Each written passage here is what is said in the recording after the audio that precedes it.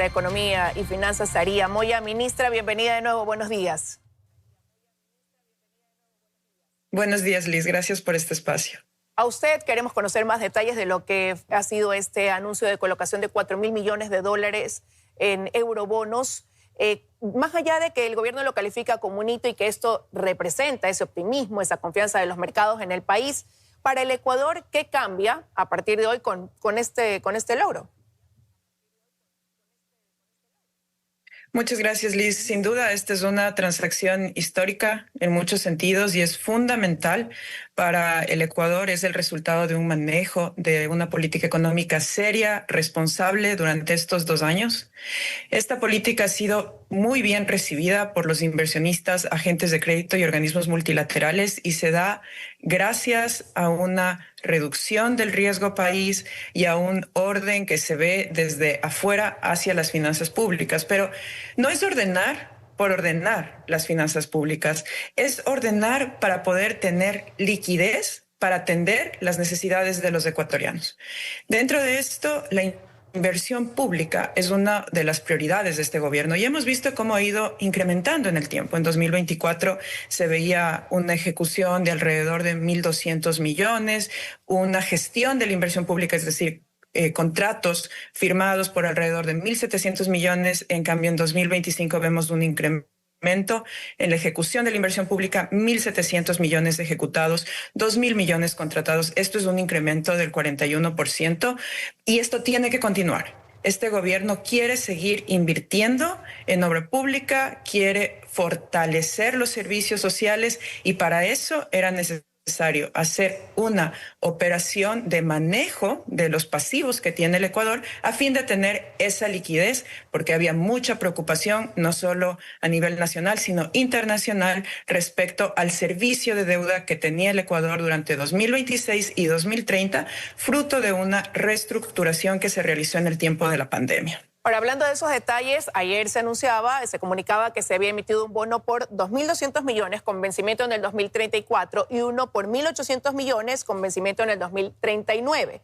Se habló del rendimiento también de estos, pero ¿a qué tasa de interés, ministra? La tasa de interés es una de las más bajas si comparamos con algo que se llama la diferencia entre la tasa de interés que se paga por los bonos del Tesoro americano y la tasa de interés que paga un país. Esta diferencia entre estas dos tasas es una de las más bajas a las que ha colocado deuda el Ecuador. Actualmente la tasa está a 4.21% más o menos y la última vez que el Ecuador emitió deuda, esta tasa estaba más baja, 2.9. Aún así, el Ecuador, la última vez que emitió a 10.75 y esta vez logra emitir a menos del 9%. No solo es una tasa de un dígito, sino que es menos del 9%, lo cual da cuenta del nivel de interés que existen desde los inversionistas hacia el Ecuador. Ministra, si bien se resalta lo positivo, lo que esto implica para el país, al tener un rendimiento de cerca del 9%, ¿no sigue igual siendo una deuda cara para el Ecuador? ¿No podría significar a lo mejor que el país todavía sigue pagando un castigo por el pasado?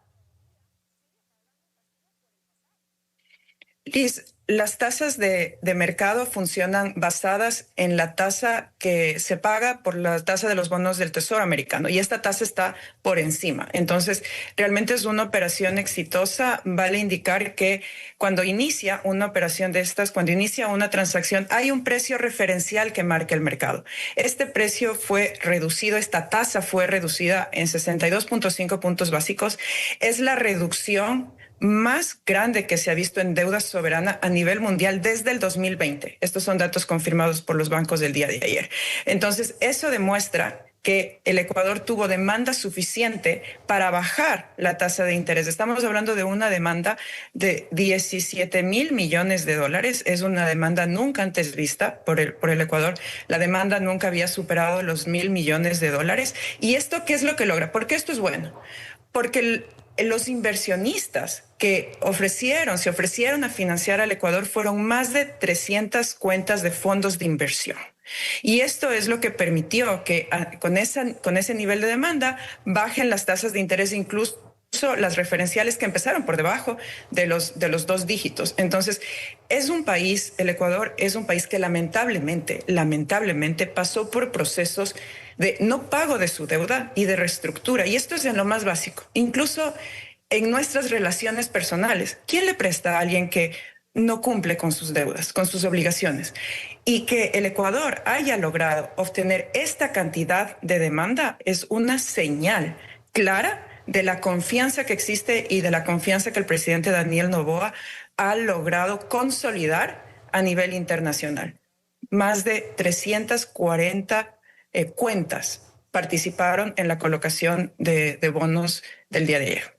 Usted mencionaba hace pocos segundos esta necesidad de continuar con la obra pública, el porcentaje que se ha invertido en eso, y hablemos de estos 4.000 millones de dólares, ¿no? ¿En qué se van a usar exactamente esos recursos? Esta es una estrategia que fue cuidadosamente diseñada porque existía una preocupación legítima a nivel nacional e internacional sobre cómo va a manejar el Ecuador su servicio de deuda y el riesgo que había de que esto desplace el gasto público. Entonces, esta operación se divide en 2 transacciones. Hay una transacción que es la emisión como tal, que es los 4.000 millones de dólares, y la otra es el manejo de la deuda que tiene el Ecuador.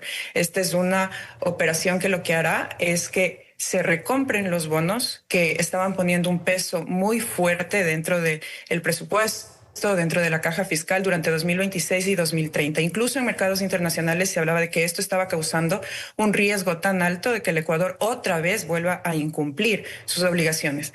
Cuando se emite esta cantidad de bonos y se utiliza la mayor parte de esto para poder quitar ese riesgo, para poder abrir espacio en el presupuesto para la obra social, eso es bien visto por los mercados internacionales y por los inversionistas para el Ecuador.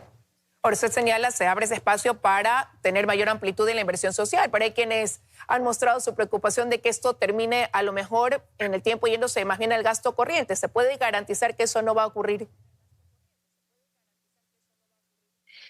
Liz, la deuda pública se orienta a poder financiar la inversión pública.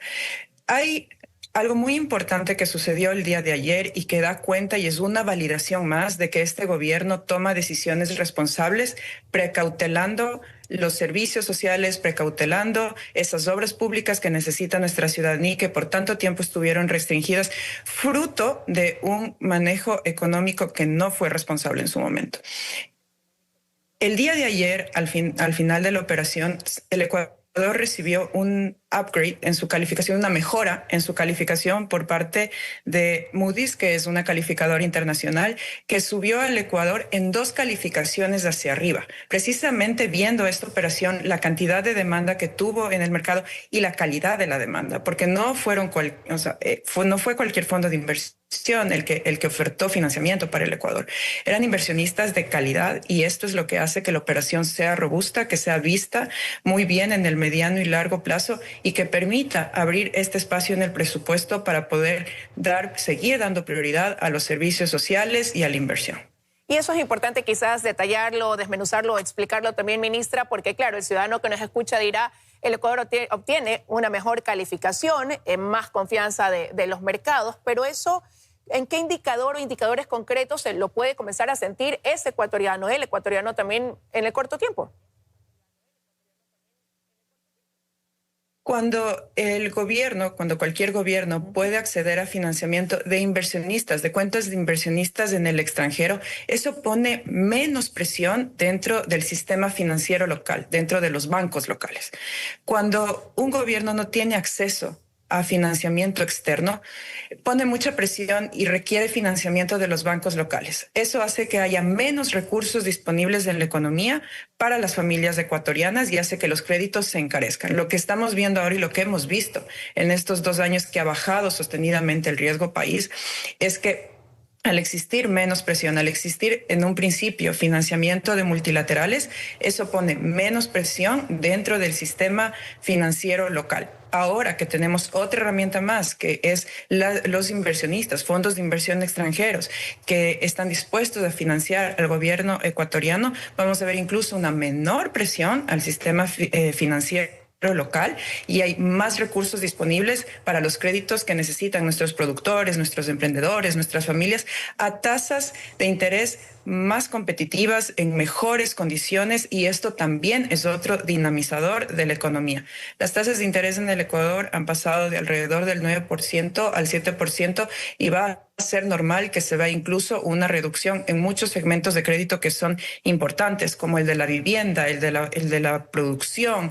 Entonces, todas las inversiones directas o indirectas, nacionales, de extranjeros, están enmarcados en los mismos principios de la seriedad de una política económica que es creíble, que es sostenible y que atrae recursos. Ministra, y toda deuda tiene sus riesgos. ¿Cuál pudiera ser el riesgo de esta operación? Realmente la operación está prácticamente cerrada, ha salido en los mejores términos para el Ecuador, ha sido calificada como una operación exitosa, es una de las más grandes. El Ecuador no había emitido 4.000 millones y esto es lo que hace que esta operación sea una gran noticia para el Ecuador. Este es un logro de todos los ecuatorianos que hemos hecho esfuerzos desde cada una de nuestras áreas para hacer que nuestro país vuelva a ser confiable para el inversionista extranjero.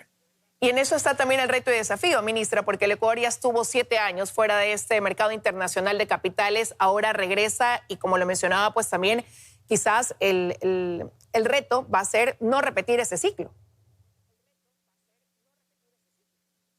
Precisamente, y por eso, por lo que usted acaba de decir, es que esta operación viene acompañada con un manejo de pasivos que retira el riesgo de incumplimiento del servicio de la deuda hacia nuestros inversionistas. Creo que eso es lo que ha hecho que esta operación sea tan exitosa y tan bien calificada a nivel internacional. Se reduce drásticamente ese riesgo, ese temor que sentían los inversionistas que el Ecuador vuelva a repetir los errores del pasado. Y el temor, quizás ese es casa afuera, pero casa adentro, normalmente cuando se habla de deuda, aunque se refinancie o no se establezcan nuevos plazos, está en que se recurra en el tiempo a nuevos tributos para poder dar cumplimiento a esa deuda. Más bien es lo contrario, Liz, porque teníamos un servicio de deuda muy fuerte durante 2026 y 2030, alrededor de 800 millones solo si nos referimos a los bonos emitidos al 2030, y eso es lo que estaba poniendo a los inversionistas y también digamos, a nivel local con ese, ¿qué va a ser el Ecuador para poder cumplir con esa deuda y no quedar incumplido? Lo que ahora estamos haciendo es precisamente lo contrario. Dar liquidez, dar espacio para que ya con las medidas que se han adoptado podamos seguir adelante. Quiero agradecerle, ministra, que nos haya dado este tiempo para tener mayores detalles de lo que ha sido pues esta colocación de bonos. Que tenga un buen día.